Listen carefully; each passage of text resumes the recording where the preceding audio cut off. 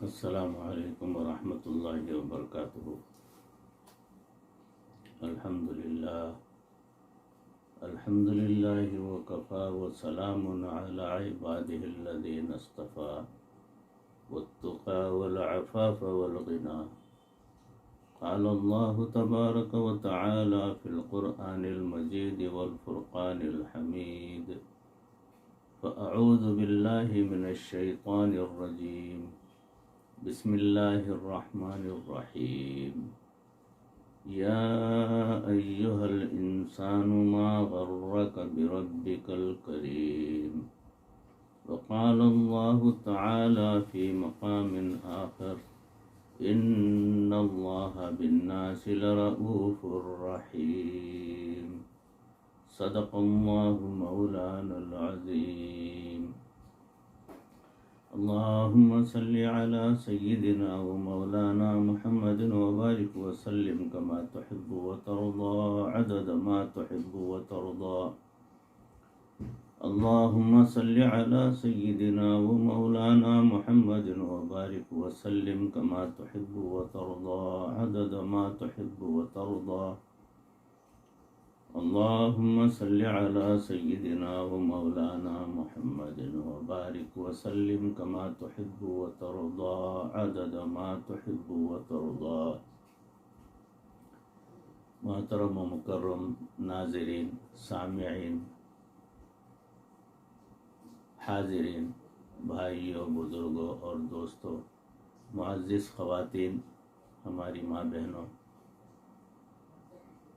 تصوف کے عنوان سے موضوع شروع ہوا ہے اللہ رب العزت کی قدردانی۔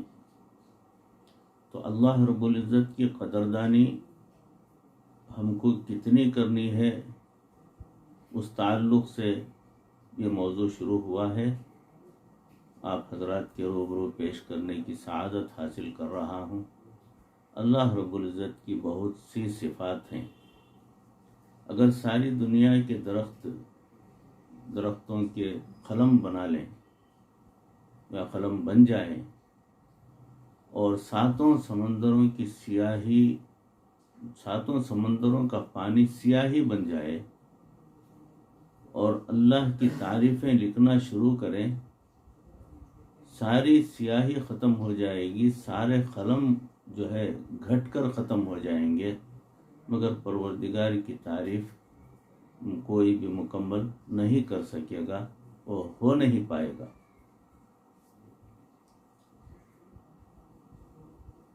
اللہ تعالیٰ کی صفتوں میں سے ایک صفت یہ ہے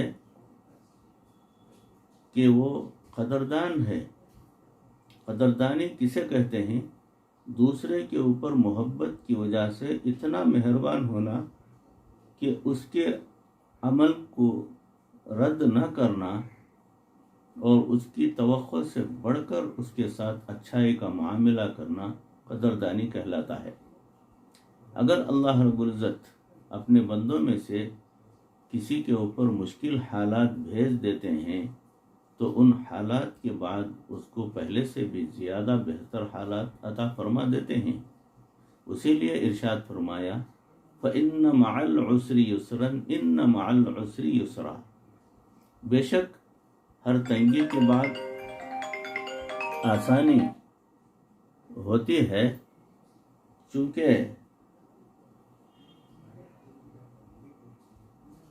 ایک ہی بات کو دو دفعہ دہرایا گیا ہے، اس لیے مفسرین نے لکھا ہے کہ اس کا مطلب یہ ہے کہ جتنی تنگی ہے، اگر بندہ اسے صبر کے ساتھ برداشت کر لے تو اللہ تعالیٰ اس سے دوگنی آسانیاں پیدا فرما دیتے ہیں۔ کسی شاعر نے عربی زبان میں شعر لکھا ہے، اس کا مفہوم یہ ہے کہ جب تیرے اوپر سخت مصیبت آ جائے تو علم نشرح میں غور کر کہ ایک تنگی دو آسانیوں کے درمیان ہے۔ جب تو غور کرے گا تو تیری مصیبت ختم ہو جائے گی اور تو خوش ہو جائے گا۔ اللہ رب العزت اتنے قدردان ہیں کہ بندہ اگر چھوٹا سا بھی عمل کرے تو پروردگار عالم اس کے عمل کو قبول فرما لیتے ہیں۔ حالانکہ بادشاہوں کا دستور ہے کہ تحفہ لے جانے والا اگر کوئی چھوٹا سا تحفہ بھی لے کر جائے تو وہ اپنی شان میں گستاخی سمجھتے ہیں، کیونکہ بادشاہ کے پاس جا رہے ہیں تو تحفہ بھی اس کے شایان نشان ہونا جو ہے ضروری ہے۔ اگر کوئی چھوٹی سی چیز تحفے کے طور پر بادشاہ کے پاس لے جائیں گے، بادشاہ وہ تحفہ قبول کرنے کے بجائے اس کے اوپر بگڑ جائے گا اور اس سے اس کو جو ہے سزا دے گا، یا نہیں تو وہاں سے اپنے محل سے باہر کر دے گا۔ چنانچہ ارشاد فرمایا پروردگار نے، فَمَن يَعْمَلْ مِثْقَالَ ذَرَّةٍ خَيْرًا يَرَهُ، کہ جس بندے نے ذرہ کے برابر بھی نیک عمل کیا ہوگا، اللہ تعالیٰ قیامت کے دن اس کو اس کا بھی اجر عطا فرمائیں گے۔ یہ اللہ کی شان ہے۔ پروردگار چھوٹے سے چھوٹے عمل کو بھی ضرور قبول کرتے ہیں اور بڑے سے عمل کو بھی ضرور قبول کرتے ہیں، بشرطے کہ بندے کے اندر اخلاص ہو۔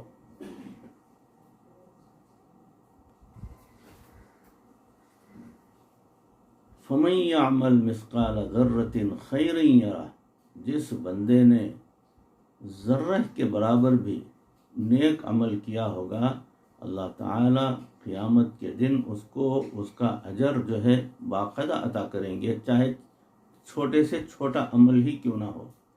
یہ پروردگار کی شان ہے۔ قرآن مجید میں ایک دستور بنا دیا گیا ہے، انی لا اضیع عمل عامل منکم من ذکر او انثی، کہ بے شک تم میں سے کوئی مرد ہو یا عورت ہو، میں اس کے کیے ہوئے عملوں کو ضائع نہیں کروں گا۔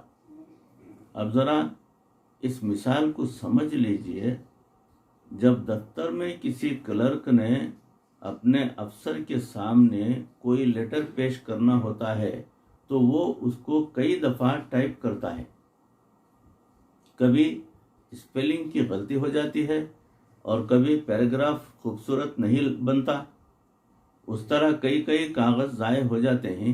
بالآخر ایک فائنل کاغذ تیار ہو جاتا ہے، اس پر حکام بالا سائن کرتے ہیں۔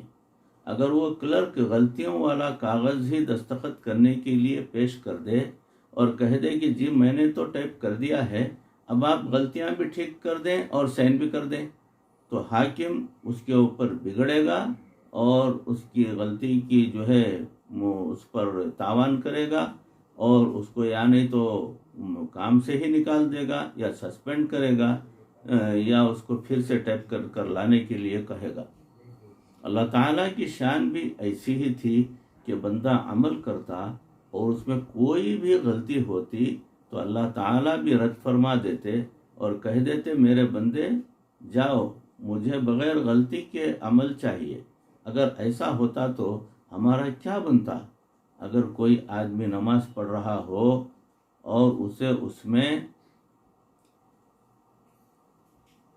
رکعتیں ہی بھول جائیں، دنیا کے خیالات میں اتنا مہو ہو جائے کہ اسے یہ بھی یاد نہ رہے کہ میں کس رکعت میں تھا، تو اب آداب شاہانہ کا تقاضا تو یہ تھا کہ اس سے کہہ دیا جاتا کہ میرے بندے تم میرے سامنے کھڑے ہو کر بھی اتنے غافل ہوتے ہو، اب نئے سرے سے نماز پڑھو، تمہاری یہ نماز قابل قبول نہیں ہے۔ مگر پروردگار عالم نے یہ حکم نہیں دیا۔ اگر ایسا حکم کر دیتے تو ہم سارا دن نماز ہی پڑھتے رہ جاتے، پتہ نہیں کہ کوئی ایک نماز بھی ہماری ایسی ہو کہ پڑھ سکتے یا نہ پڑھ سکتے۔ جب بندہ بھول جاتا ہے تو شریعت کا حکم ہے کہ وہ اپنے دل میں سوچے کہ میں نے کتنی رکعتیں پڑھیں، 3 پڑھیں کہ 4، ایک طرف غالب گمان کر لے اور پھر باقی رکعتوں کو پورا کرے۔ اگر آخر میں سجدہ سہو کر لے گا تو اللہ تعالیٰ اس غفلت والی نماز کو بھی قبول فرما لیں گے۔ سبحان اللہ۔ اب حالانکہ اس کو نماز میں رکعتیں یاد نہیں رہیں، جو بندہ نماز پڑھ رہا ہے اور اس کو رکعتیں بھی یاد نہیں، تو اس کے لیے آسان سا حکم یہ تھا کہ نئے سرے سے نماز پڑھو، مگر اس صورت میں بھی بندے کی محنت ضائع ہو جاتی، اور اللہ تعالیٰ قدردان ہیں، وہ بندے کی محنت کو ضائع نہیں کرنا چاہتے، لہٰذا یہ ایک اصول بنا دیا کہ اگر واجب تک کے درجے کی کوئی غلطی ہو جائے تو آخر میں سجدہ سہو کر لینا کافی ہو جائے گا، ہم اسی نماز کو قبول کر لیں گے۔ سبحان اللہ۔ اگر کوئی نماز میں رکعتیں بھول جائے، اب وہ سوچے کہ میں نماز توڑ کر نئے سرے سے پڑھتا ہوں، تو یہ شریعت کے حکم کے خلاف ہے، کیونکہ نماز توڑنا گناہ ہے۔ اسی نماز کو جتنا ممکن ہو سجدہ سہو کے ذریعے مکمل کیا جائے، تاکہ بندے کی عبادت ضائع نہ ہونے پائے۔ یہ کیوں ہے؟ اس لیے کہ اللہ تعالیٰ قدردان ہے۔ ایک آدمی کو دشمنوں نے کسی ایسی جگہ پر پہنچا دیا کہ جہاں رات کے وقت سمجھ ہی نہیں لگتی تھی کہ قبلہ کس طرف ہے۔ نماز تو وہاں بھی پڑھنی ہے، آسمان پر بادل ہیں، ارد گرد درخت ہیں، اور سمجھ نہیں آتی کہ قبلہ کدھر ہے۔ شریعت کہتی ہے کہ تم تحری کر کے ایک طرف غالب گمان کر لو، قیافہ لگاؤ کہ قبلہ کدھر ہے۔ جہاں دل مطمئن ہو جائے کہ قبلہ ادھر ہے، تو اب اس طرف کو رخ کر کے نماز پڑھنی شروع کر دو۔ اب اس نے 2 رکعتیں پڑھ لیں اور اس کے بعد بادل ہٹے تو چاند نکل آیا یا سورج نکل آیا، اور اسے احساس ہو گیا کہ قبلہ تو میری پیٹھ کی طرف ہے اور میں بالکل مخالف سمت میں نماز پڑھ رہا ہوں۔ اب شریعت یہ نہیں کہتی کہ اب نئے سرے سے نماز پڑھو، بلکہ شریعت یہ کہتی ہے کہ اگر تم نماز مشرق کی طرف پڑھ رہے ہو تو اب بدل جاؤ، پلٹ جاؤ اسی حالت میں، اور بقیہ نماز جو ہے مغرب کی طرف چہرہ کر کے ادا کر لو، تو تمہاری 4 رکعتوں کو پروردگار قبول فرما لیں گے۔ یہ ہے پروردگار کی قدردانی۔ سبحان اللہ۔ تو اور کیا ہے؟ اللہ رب العزت کے ہاں ایک ہی خوبصورت اصول کے بندے کو اس کی محنت کا بدلہ ضرور ملتا ہے۔ دنیا کے امیر اور مالدار لوگوں کے پاس ان کے ماتحت لوگ کام کرتے ہیں، وہ ان سے کام تو پورا لیتے ہیں، لیکن ان کو ان کا حق پورا نہیں دیتے۔ جب اللہ تعالیٰ اللہ رب العزت بندے کی محنت کا بدلہ فوراً چاہتے ہیں، چنانچہ شریعت کا مسئلہ ہے کہ اگر کوئی مزدور مزدوری کرے تو اس کا پسینہ خشک ہونے سے پہلے اسے اس کی مزدوری ادا کر دینی چاہیے۔ اب یہاں ایک سمجھنے والی بات یہ ہے کہ جب اللہ تعالیٰ محنت کش کی محنت کو اتنی اہمیت دیتے ہیں تو اس کا پسینہ خشک ہونے سے پہلے اسے بدلہ دلوانا چاہتے ہیں، تو جو بندہ اللہ کے لیے محنت کرے، اللہ تعالیٰ کی مزدوری کرے، اس کے دین کا کام کرے، اور دینے والا بھی خود پروردگار ہو، تو پھر پروردگار کتنا جلدی بدلہ عطا فرمائیں گے اس کا اندازہ ہم کو کرنا چاہیے۔ بعض اوقات دنیا داروں کے پاس دینے کو کچھ نہیں ہوتا، مگر اللہ رب العزت تو وہ ذات ہے کہ وَلِلَّهِ خَزَائِنُ السَّمَاوَاتِ وَالْأَرْضِ، اور آسمان اور زمین کے خزانے اللہ تعالیٰ کے پاس ہیں، تو سارے خزانوں کا مالک وہ پاک پروردگار ہے، تو اسے دینے میں کیا تردد ہو سکتا ہے؟ یہ ہمارے سوچ کی کجروی ہے کہ ہم کو جو ہے اس طریقہ کا سوچنا نہیں چاہیے۔ پروردگار کی ذات سے پوری امید رکھنی چاہیے۔ قیامت کے دن کوئی بندہ ایسا نہیں ہوگا جو کھڑا ہو کر یہ کہہ سکے کہ اے اللہ، میں نے یہ کام آپ کی رضا کے لیے کیا تھا اور مجھے اس کا بدلہ نہیں ملا۔ جو معزز مالدار لوگ ہوتے ہیں ان کے ہاں اگر کوئی کام کرتا ہو تو وہ 100 روپے کی بجائے 110 روپے دے دیتے ہیں تاکہ کل کوئی بات نہ کر سکے۔ حیرت کی بات یہ ہے کہ اگر دنیا کے مالدار لوگ جتنی اجرت بنتی ہو اس سے زیادہ دے دیتے ہیں تو صرف احسان جتانے کے لیے کہ وہ میرے بارے میں کوئی بات نہ کر سکے، تو اللہ رب العزت اپنے بندوں کو کبھی یہ موقع نہیں دیں گے کہ قیامت کے دن کوئی کھڑا ہو کر کہے گا کہ اے اللہ میں نے آپ کے لیے مزدوری کی مگر مجھے اس کا بدلہ نہیں ملا۔ سچی بات تو یہ ہے کہ اللہ رب العزت بندوں کو ان کی امیدوں سے بڑھ کر بدلہ دے دیتے ہیں۔ کوئی مرد ہو یا عورت، میں عمل کرنے والے کے کسی عمل کو ضائع نہیں کروں گا۔ یہ ہمارے لیے حوصلہ افزا بات ہے کہ پروردگار عالم اتنی قدردانی فرماتے ہیں۔ اگر ایک بچہ املا لکھے اور اس نے کوئی لفظ غلط لکھا ہو تو استاد کہتے ہیں کہ پھر لکھ کر لاؤ۔ اگر استاد کہے کہ اچھا اس کو کاٹ کر یہیں پر لکھ دو تو اس کا مطلب ہے کہ استاد نے بڑی نرمی برتی ہے۔ اور اگر کسی کی ایک کی بجائے 2-3 غلطیاں ہو اور استاد بھی خوش خطی والا ہو تو وہ کہیں گے بھائی جا کر پھر لکھ کر لاؤ۔ لیکن اگر وہی استاد ایک جگہ بھی ٹھیک کروائے اور دوسری جگہ بھی ٹھیک کروا لے اور تیسری جگہ بھی ٹھیک کروا لے اور کہے کہ ہاں بس تم نے جو کچھ لکھا ہے مجھے قبول ہے، تو اس سے یہ اندازہ ہوتا ہے کہ وہ استاد اس شاگرد پر بہت ہی مہربان ہے، کیونکہ وہ اس کی محنت کو ضائع نہیں کرنا چاہتے۔ رب کریم کی کتنی بڑی مہربانی ہے کہ وہ ہمارے ٹوٹے پھوٹے عملوں کو بھی قبول فرما لیتے ہیں۔ اللہ تعالیٰ کی قدردانی کی مثالیں سماعت فرمائیں۔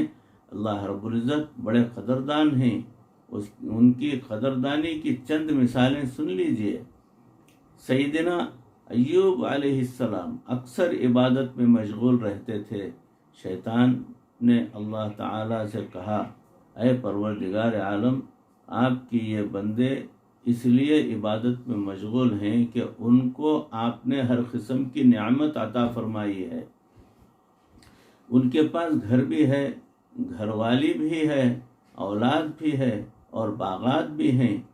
جب اتنی نعمتیں ان کے پاس ہیں تو یہ عبادت نہیں کریں گے تو اور کیا کریں گے؟ رب کریم نے فرمایا کہ اچھا میں اپنے اس بندے کو آزمائش میں ڈال دیتا ہوں، چنانچہ آگ لگی اور گھر جل گیا، بیوی بچے سب چھت کے نیچے آ کر مر گئے، اور جدھر باغات تھے ادھر سے زمین کے نیچے پانی کی نہر ختم ہو گئی، اور دیکھتے ہی دیکھتے سب باغات بھی ختم ہو گئے۔ خود سیدنا ایوب علیہ السلام کو بیماری نے آ لیا، اس کا تذکرہ قرآن پاک میں بھی ہے۔ وہ بہت عرصہ بیمار رہے مگر ان کی زبان سے اللہ تعالیٰ کا ذکر ہی جاری رہا۔ ایک مرتبہ کسی نے دیکھا کہ ان کی زبان ہل رہی ہے، اس نے کان لگا کر قریب سے سنا تو وہ یوں کہہ رہے تھے کہ اے اللہ، آپ نے مجھے جس حال میں رکھا میں آپ سے راضی ہوں، البتہ اتنی تمنا ضرور ہے کہ میری زبان کو سلامت رکھنا تاکہ آخری لمحات تک بھی میں آپ کا نام لیتا رہوں۔ سبحان اللہ۔ جب رب کریم نے آزمائش کو ختم فرما دیا تو 2 کام کیے۔ ایک تو یہ کہ ان کی تعریف فرمائی اور تعریف کرنے کا حق ادا کر دیا۔ فرمایا انا وجدناہ صابرا نعم العبد انہ اواب، ہم نے انہیں صبر کرنے والا پایا، میرا کتنا اچھا بندہ تھا، وہ میری طرف رجوع کرنے والا تھا۔ اللہ رب العزت نے ان الفاظ کو قرآن مجید کا حصہ بنا دیا۔ جب جنت میں قرآن مجید کی تلاوت کی جائے گی تو سیدنا ایوب علیہ السلام کی تعریفیں وہاں بھی کی جائیں گی، گویا ایک فانی آزمائش پر ہمیشہ باقی رہنے والا انعام عطا فرما دیا۔ سبحان اللہ سبحان اللہ۔ اور دوسرا کام یہ کیا کہ اللہ رب العزت نے ان کو صحت بھی عطا فرما دی، گھر بھی دے دیا، باغات بھی دے دیے، بیوی بچوں کو بھی اللہ تعالیٰ نے لوٹا دیا، اور جتنا کچھ تھا اللہ تعالیٰ نے کمال رحمت اور مہربانی سے اتنا اپنی طرف سے اور بھی عطا کر دیا، ڈبل۔ چنانچہ اللہ رب العزت نے فرمایا وَوَهَبْنَا لَهُ أَهْلَهُ وَمَثَلَهُمْ مَعَهُمْ رَحْمَةً مِنَّا وَذِكْرَى لِأُولِي الْأَلْبَابِ، اور بخشے ہم نے اس کو اس کے گھر والے اور ان کے برابر ان کے ساتھ اپنی مہربانی سے، اور یاد رکھنے کو عقل والوں کے لیے یہ جو ہے واقعہ ہے۔ تو بہرحال بھائیوں، موضوع شروع ہوا ہے اور چل رہا ہے، حضرت ایوب علیہ السلام کا تذکرہ چل رہا ہے، تو یہاں تک بات کو جو ہے روکتا ہوں۔ اس کی بقیہ اگلی کڑی اگلی مجلس میں آپ حضرات کی روبرو پیش کرنے کی کوشش کرتا ہوں۔ پروردگار کہی سنی باتوں کو، اس عاجز کو بھی، آپ تمام کو بھی عمل کرنے کی توفیق عطا فرمائے، اور پروردگار کی قدردانی کرنے والے بندوں میں ہمیں شامل فرمائے، مرتے دم تک پروردگار کسی کا محتاج نہ بنائے، ایمان پر ہمارا خاتمہ فرمائے۔ وآخر دعوانا ان الحمد للہ رب العالمین۔ السلام علیکم ورحمۃ اللہ وبرکاتہ۔